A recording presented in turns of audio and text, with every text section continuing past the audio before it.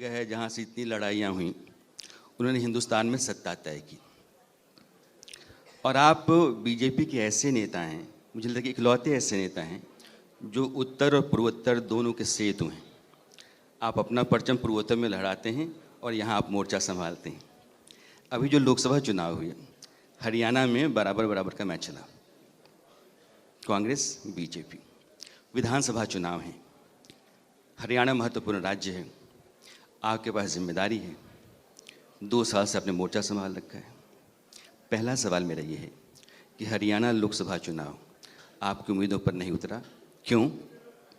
और विधानसभा चुनाव के लिए जो अनुमान लगाया जाता है कि ये और कांटे का होगा, इन दोनों पर आपकी राय क्या है?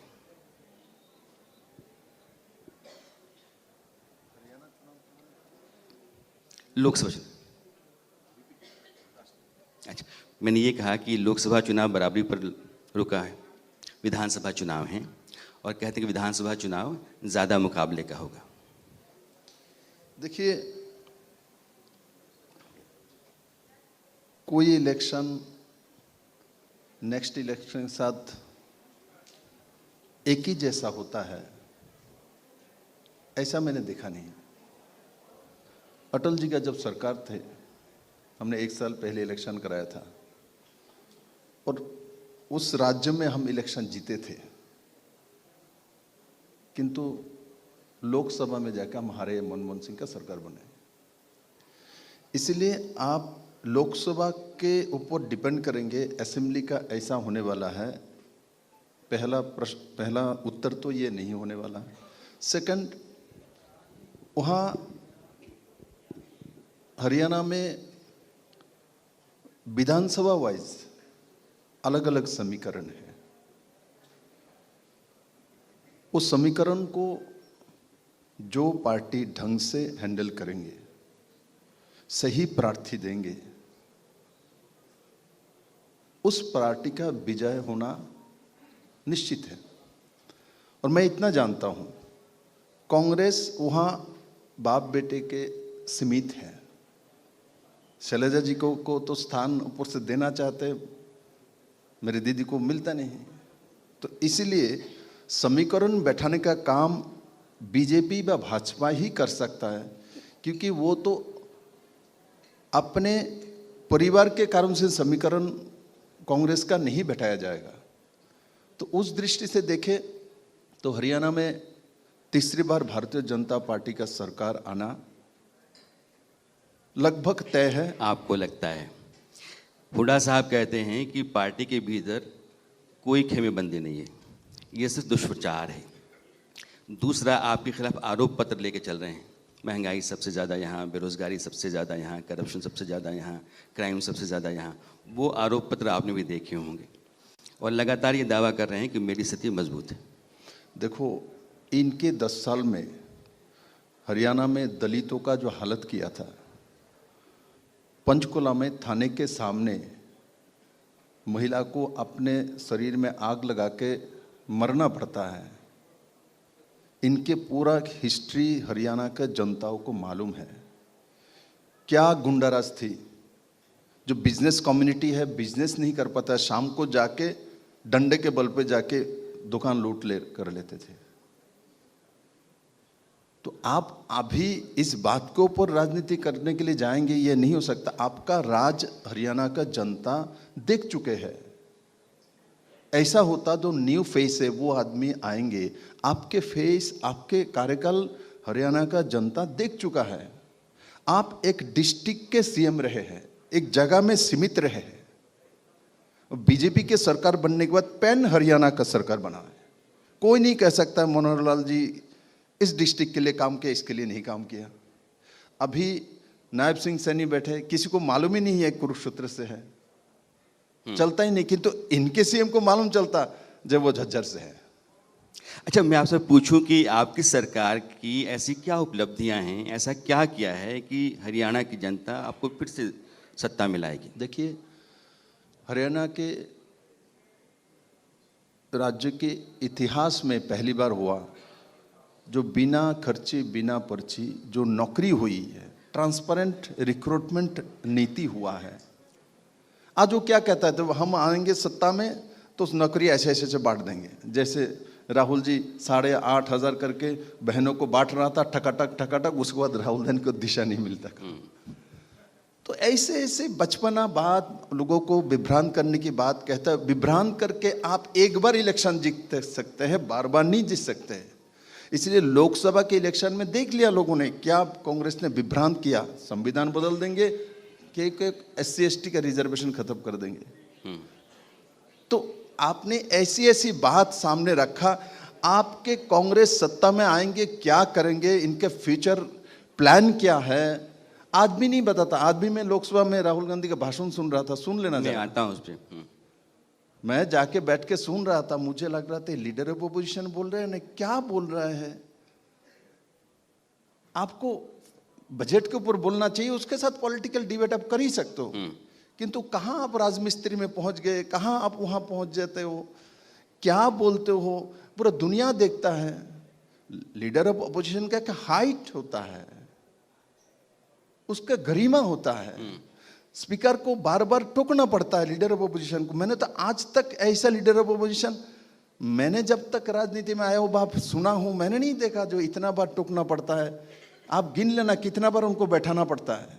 लेकिन उन्होंने एक कड़ी पकड़ी है संसद में, बाकी सारी बातों के अलावा उन्होंने कहा कि जातिगत जनगणना में करवा करके रहूंगा। देखिए, और ये इनको अभी, मेरे मित्रों, उनका अभी 99 भी पार नहीं हुआ।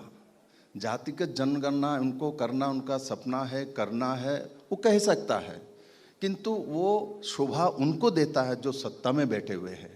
और सत्ता में नहीं भी बैठे लीडर ऑपोजिशन भी इस विषय को रख सकता है, पार्लियामेंट में बोल सकते हैं जैसे अभी बोल रहे हैं।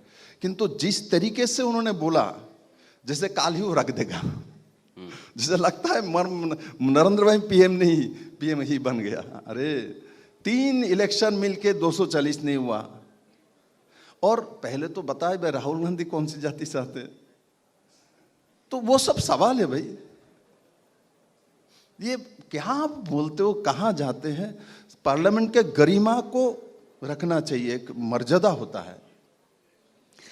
एक और पार्टी है आपके हरियाणा में, आम आदमी पार्टी, 5 गारंटी लेकर के चली हुई है कि मुफ्त बिजली कर देंगे, मुफ्त स्वास्थ्य सेवा कर देंगे, खिलाड़ियों को हम स्पेशल पैकेज देंगे, महिलाओं को 1000 रुपये देंगे। 5 गारंटी लेकर हुई मैदान में उतरी हुई है और सारी सीटों पर भी लड़ेगी। देखो, इनके खुद का कोई गारंटी नहीं है, वो गारंटी देने चले। सबसे बड़ी बात तो खुद का ही गारंटी नहीं है, वो गारंटी देने चले। तो उनके उसके बाद हरियाणा ऐसा एक स्टेट है, मैं लगभग 1.25 साल से हरियाणा को जानने की कोशिश कर रहा हूं। हरियाणा के लोग देने वाले हैं, मुफ्त में कुछ खाने वाले नहीं। अब मैं देखता हूं हरियाणा में जाइए, किसी के लोगों को मुफ्त में ये ले लो, आप ये रख लो, बहुत माने नाराज हो जाएगा आपके ऊपर। लेकिन आपको तो अच्छा लगता होगा आप हरियाणा को मुफ्त बांटने चलो। मैं तो केजरीवाल को पहले दिन से बोला हूं, हरियाणा में आप घूम लो, घर घर में 2, 4, 10, 20 लाख आपको मिल जाएगा, लोग ऐसे आपको भिक्षा दे देगा। लेकिन आपको तो अच्छा लगेगा ना कि आम आदमी पार्टी आ गई, कांग्रेस भी आ गई, तो कांग्रेस का वोट आम आदमी पार्टी खाएगी, तो आपके लिए रास्ता आसान हो जाएगा। देखिए, इलेक्शन एक केमिस्ट्री होता है, एक सोशल समीकरण होती है, और लीडरशिप, ये तीनों भारतीय जनता पार्टी के पास है।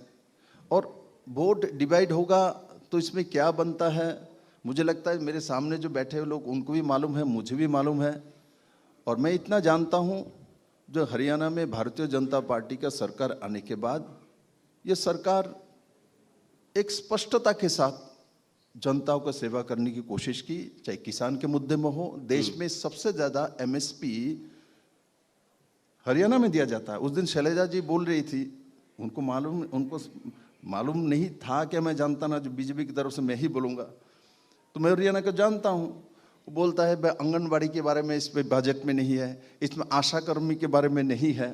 अरे देश में इनको मालूम नहीं है, देश में सबसे ज्यादा आंगनबाड़ी दीदियों को पैसा हरियाणा में मिलता है, आशा कर्मियों को हरियाणा में मिलता है।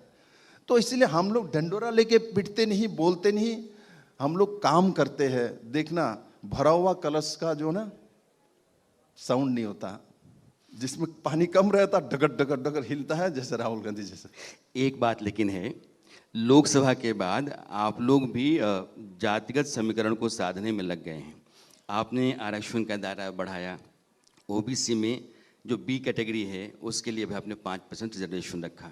महेंद्रगढ़ में गृह मंत्री की रैली थी, उसमें उन्होंने ओबीसी सम्मान रैली, तो आप भी तो ओबीसी, आपने ब्राह्मण अध्यक्ष बनाया, ओबीसी मुख्यमंत्री बनाया, ये दो मिलकर के 35% होते हैं, तो आप भी तो पूरा एकदम हिसाब किताब चला रहे हैं। तो मैंने तो कहा ही आपको, जो बीजेपी समीकरण करना जानती है, मैंने आपको कहा ही पहले। इसलिए हम 4 जाति में विश्वास करते, युवाओं में, महिलाओं में, अन्नदाता और किसान। इसमें सब लोग आते हैं, सभी लोग आते हैं। हमारा लक्ष्य है इन चारों स्तंभ को शक्तिशाली करना। उसमें देखो, जातीय समीकरण कौन कहाँ है, कैसे रहता है, ये हमारी भारत के एक परंपरा, एक सिस्टम है। इसको माइनस करके तो चलता नहीं। मैं विप्लव हो, पीछे देव लगता है ना सरनेम, मैं विप्लव बोलो तो पहले पूछता है पूरा नाम क्या है, तो बोलना ही ना पड़ेगा। उसके बाद शादी करने जाओ, पूजा करने जाओ, तो गोत्र भी पूछता है ना। तो इसको आप अस्वीकार कैसे कर सकते हो? इसको अस्वीकार हम नहीं करते, किंतु साथ साथ हम डेवलपमेंट की राजनीति करते हैं, सबको शक्तिशाली बनाने का राजनीति करते हैं। नरेंद्र मोदी जी के नेतृत्व में आज देश 5th इकोनॉमी है वर्ल्ड के।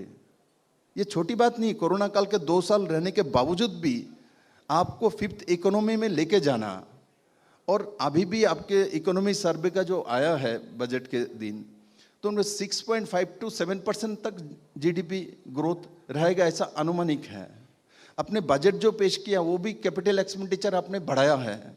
तो कैपिटल एक्सपेंडिचर जब बजट में बढ़ता है, इसका मतलब रोजगार सृजन होगा, ठीक है, बिल्कुल हाँ। इंफ्रास्ट्रक्चर आएगा। आपके जो फेडरलिज्म के बात करते हैं, हमने 4.25 लाख करोड़ 2023-24 से ज्यादा पैसा रखा है राज्यों के अलग अलग स्कीम में देने के लिए। कांग्रेस को 2 ही राज्य दिखता है, बोले आंध्र और बिहार को दे दिया। आज मध्य प्रदेश से जब शर्मा बोल रहे थे तो उन्होंने हिसाब दिया, आज मध्य प्रदेश में लगभग 1 लाख करोड़ के आसपास इस बजट में गए हैं। तो बिहार को ज्यादा दे दिया, उसको कम दे दिया, ऐसा नहीं है। हम देते समय जहां जिसके जरूरत है उस हिसाब से प्रधानमंत्री और वित्त मंत्री को करना पड़ता है। ये सब इस तरीके से राजनीति की लेकिन भाषा आपके बजट से एक राय तो ये गई है ना कि सरकार चलाने के लिए आपने 2 राज्यों, 2 नेताओं को साधने की भरपूर कोशिश की। लगभग 1 लाख करोड़ से ज्यादा की रकम आपने बजट से निकाल कर इन 2 राज्यों को दी। तो मध्य प्रदेश में अकेला 1 लाख करोड़ रुपया दिया, 2 राज्य में 1 लाख करोड़ गया, तो आपको हिसाब मिला लो। ये आप पर आरोप लग रहा था। तो मैंने कहा ना, तो मध्य प्रदेश में 97,000 करोड़, मतलब 1 लाख करोड़ के आसपास एक राज्य में गया, और 2 राज्य मिला के आप ही बोल लो 1 लाख करोड़ के आसपास हो रहा है। तो नाइंसाफी कैसे हो गया बाकी सब राज्य के साथ? नाइंसाफी नहीं हुआ है। मोदी जी को मालूम है सबका साथ सबका विकास होता है। ये थ्योरी मोदी जी नहीं आविष्कार किया, इन लोगों ने नहीं। इनको तो सबका साथ सबका प्रयास करेगा और एक परिवार का विकास करना, यही तो कांग्रेस का लक्ष्य है। इसके बाहर कभी गए नहीं। और हरियाणा में भी एक ही है, बाप बेटे का करो। कांग्रेस अध्यक्ष कौन है मालूम है आपको? हरियाणा में बोलने नहीं देता। उनका फोटो भी छोटा सा लगेगा, बाप और बेटा का बड़ा बड़ा फोटो लगेगा। क्या है कि पार्टी है, कहा है कि अध्यक्ष है। और हमारे पार्टी में आपने बोला जो ब्राह्मण आपने अध्यक्ष बनाया, नाम तो कम से कम जानते हो। इनका अध्यक्ष का नाम क्या है? मालूम ही नहीं होगा आपको। यहां भी किसी को मालूम नहीं कांग्रेस का अध्यक्ष क्या है। That is a question. ये प्रॉब्लम है, क्योंकि पूरे देश में एक परिवार तंत्र का राज कांग्रेस का काम है प्रतिष्ठित करना। क्योंकि नीचे परिवार तंत्र स्टेट में रखेगा तो ऐसा परिवारवादी लोग उस परिवारवादी को बना के रखेंगे।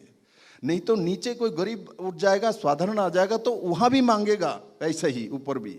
इसलिए जानबूझ के नीचे भी वो परिवारवादी लोगों को ही बैठा के रखता है कि वो विरोध ना करे और उनको सपोर्ट करे। विप्लव जी, राजनीति जो है ना वो नैरेटिव से ज़्यादा चलती है। हर पार्टी अपनी सत्ता को बनाए रखने के लिए और सत्ता तक जाने के लिए नैरेटिव तैयार करती है।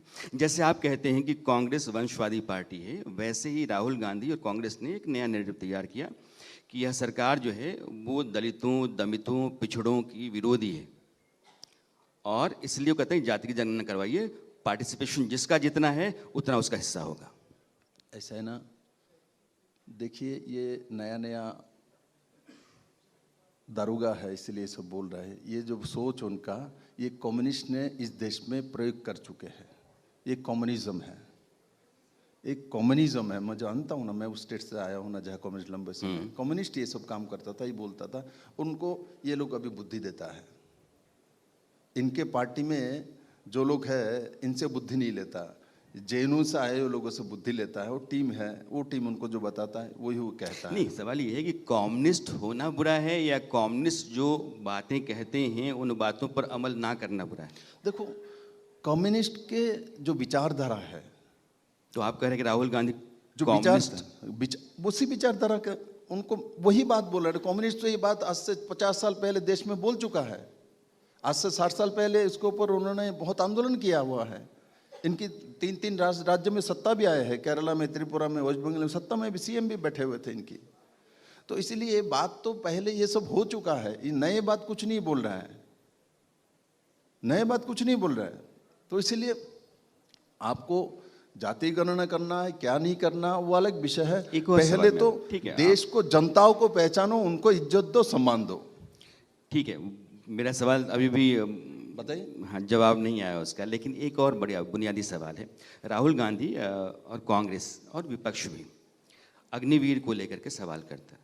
सदन से आप आए हैं, राहुल गांधी ने आज भी उठाया कि अग्निवीर और मेरी सरकार आई तो इस योजना को हम रद्द कर देंगे, ये योजना नौजवानों के हक में ठीक नहीं।